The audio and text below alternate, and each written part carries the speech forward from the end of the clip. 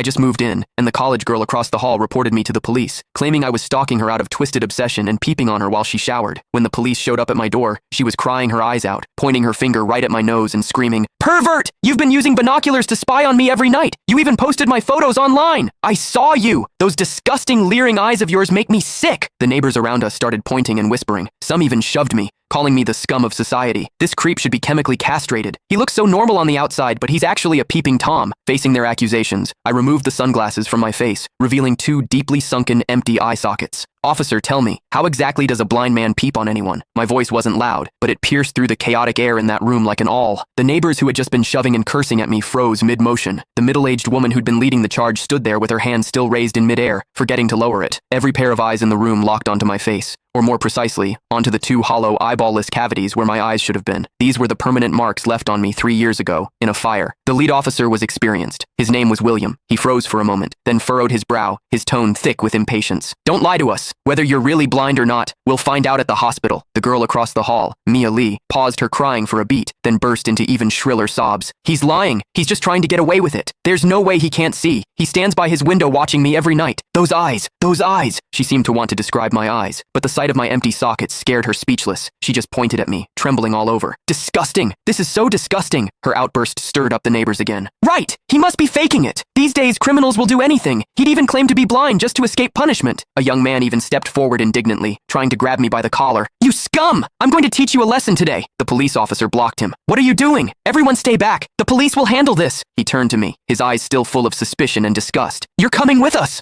I didn't resist. I calmly held out both hands. Cold metal touched my wrists. Two younger officers flanked me on either side and led me toward the elevator. Behind me, Mia's crying mixed with the neighbors' curses into a chaotic din. "Scum of society! Get out of our community! Hope you rot in prison!" I could see the righteous expressions on their faces. I could also hear the pleasure in their voices as they trampled me into the mud. I stepped into the elevator. The metal doors slowly closed, cutting off the noise from outside. One of the younger officers, probably new to the job, couldn't help but ask me quietly, Are you really blind?" I tugged at the corner of my mouth but didn't answer. The other officer patted his shoulder, signaling him to keep quiet. But I knew that in their minds, the scales had already tipped completely in favor of that tearful young girl. After all, it was a young, pretty, pitiful college student on one side, and on the other, a suspicious man living alone, wearing sunglasses. In their eyes, it was crystal clear who was the victim and who was the perpetrator. What they didn't know was this: sometimes, what the eyes see is the biggest lie of all. And I, a blind man, had seen something that none of them had. For instance, when Mia accused me, her heartbeat was steady, without a single ripple of genuine emotion. The interrogation room at the police station was harshly lit by fluorescent lights, and the air smelled faintly of mildew. I sat on a cold metal chair. Across from me were William and a female officer.